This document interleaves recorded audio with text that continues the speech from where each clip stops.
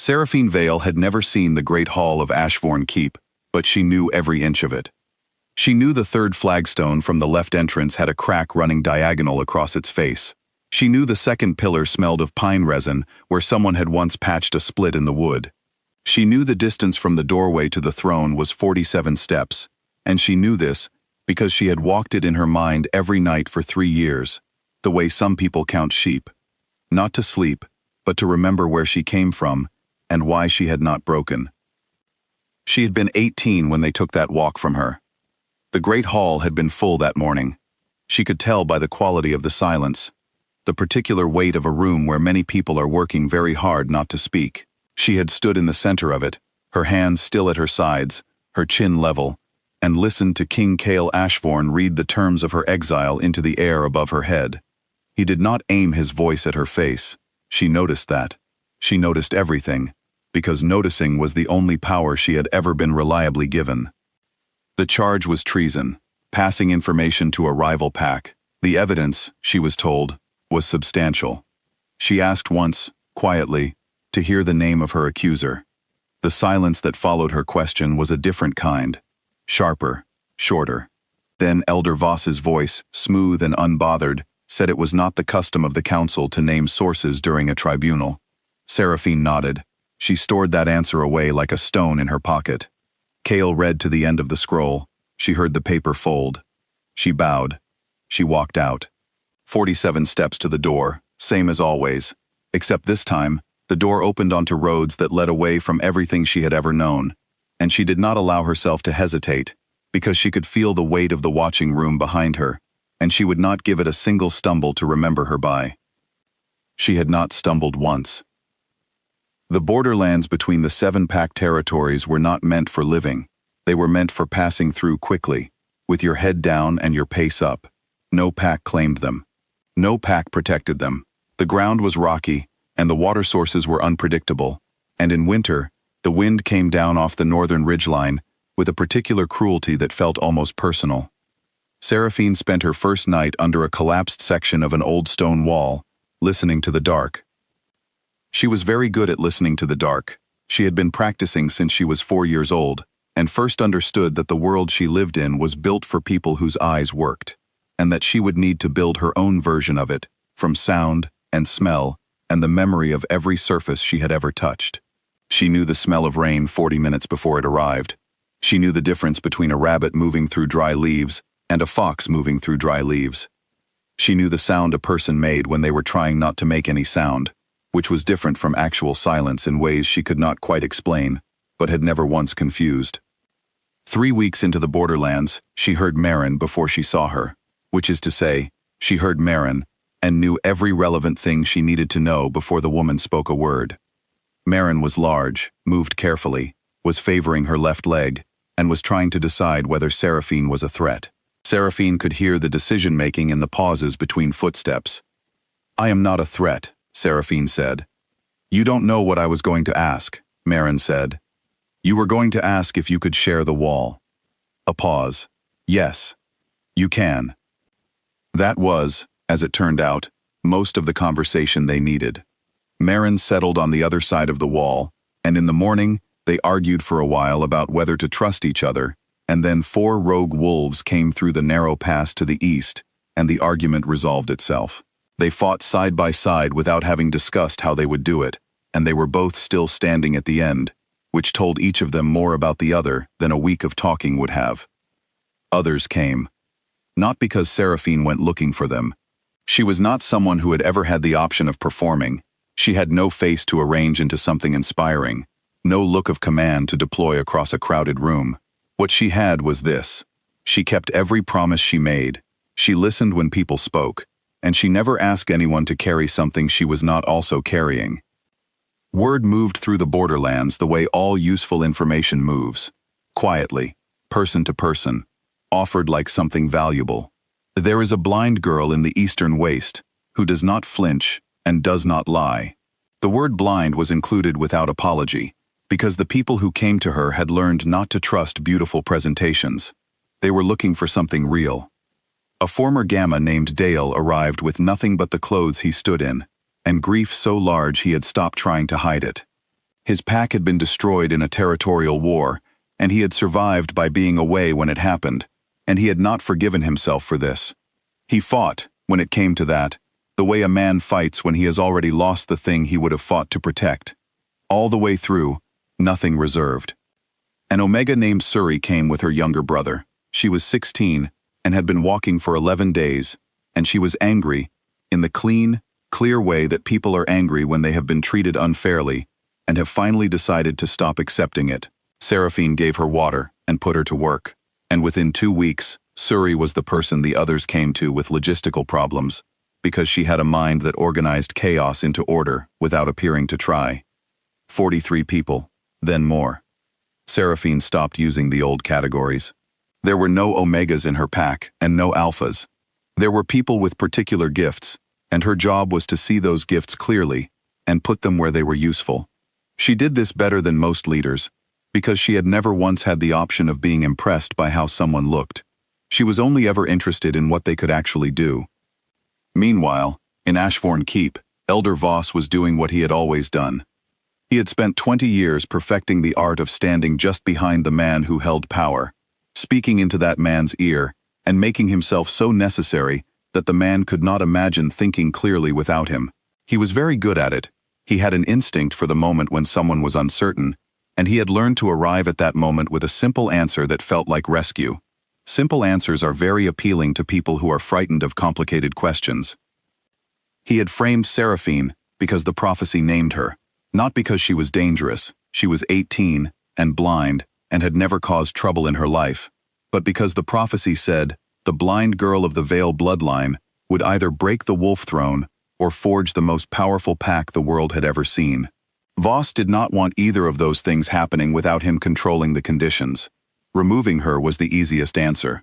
Cael, who had been frightened by something he felt in his own chest whenever Seraphine entered a room, had accepted the excuse with a speed that should have shamed him. It shamed him now.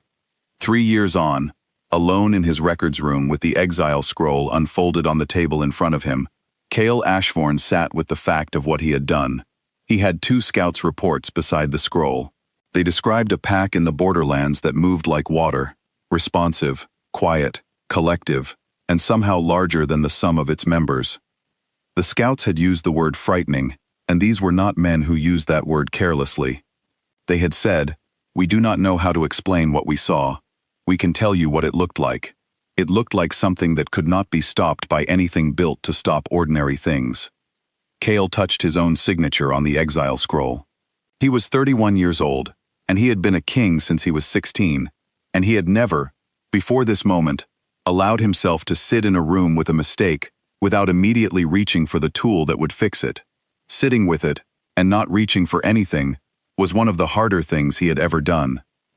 He heard Voss at the door. He heard the voice offer its usual steady reassurance. For the first time in 20 years, the reassurance felt hollow. He did not say so. Not yet. He folded the scroll and put it back in the records box and thanked Voss and let him leave. Then he sat alone with the hollow feeling and let it teach him something. The morning Seraphine returned to Ashvorne Keep. The sky was the pale gray-white of early spring, and there was frost on the grass that was just beginning to soften.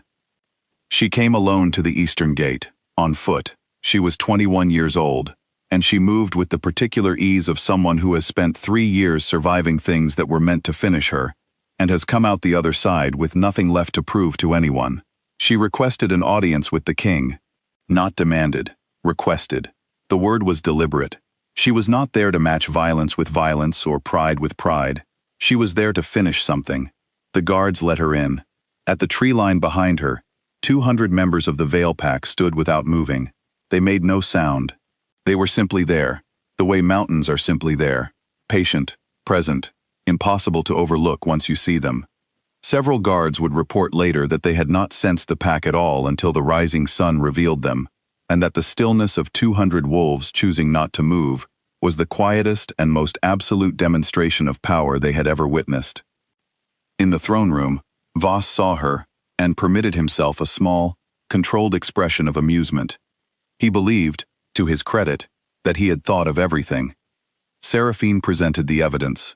It took 40 minutes. She had spent 3 years gathering it through a network of borderland informants that nobody in the keep had thought to monitor, because nobody in the keep had considered that people without pack rank might be watching and remembering and sharing what they saw. The forged vote records, the correspondence with the Eastern rogue packs, the supply routes Voss had quietly rerouted to manufacture the famine that had killed 27 people across 3 territories over the past winter. The original tribunal record, which should have shown 7 council votes and showed only 5, with 2 names removed from a document that bore Voss's seal. She presented all of it without raising her voice. She presented it facing slightly to Voss's left, because she could hear from his breathing exactly where he stood, and his breathing had changed on the 3rd document, and changed again on the 5th, and by the 7th was the breathing of a man who had run out of moves. He was removed from the council that afternoon. The evening was quiet. The throne room had been cleared. The guards had stepped out. It was Cael and Seraphine in the large, empty room, with the particular silence of a space where something important is about to be said. Cael said her name. That was all he could manage at first. Just her name, the 2 syllables of it, as if saying it aloud after 3 years of not saying it, was already taking most of what he had. She waited. She was, as always, extraordinarily good at waiting.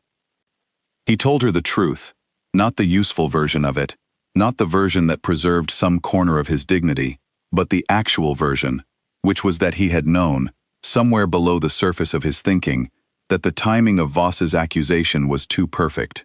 He had known, and he had not dug for what he knew, because she was the only person in that entire keep who had ever made him feel that his armor was not quite enough, and Voss had offered him a reason to solve that problem in a way that looked like justice. He had taken it. He said, "I knew, and I chose not to know. Those are not the same thing, and I am not going to pretend they are." Seraphine was quiet for a moment. She said she would think about forgiving him. She said it plainly, without anger and without warmth, the way you say something that is simply the most honest thing available. He understood, after a long time, that this was more respectful than forgiveness would have been. Forgiveness, given immediately, would have been a gift to his guilt, something that let him stop feeling the weight of what he had done. Her answer asked him to keep carrying it a while longer. That was fairer. The terms of the alliance took 9 days to negotiate. Seraphine won most of them. The Vale Pack received formal recognition as a sovereign entity, the first in 7 generations to hold territory without swearing fealty to the Ashvorne throne. Equal standing, their own council, the right to refuse any directive that Seraphine's judgment found contrary to her people's well-being. Cael agreed to all of it. He sent the ratified documents to her by messenger.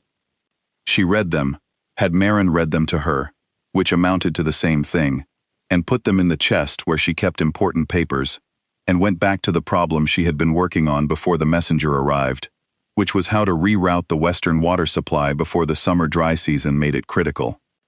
She did not send Cael a response immediately. She was building something.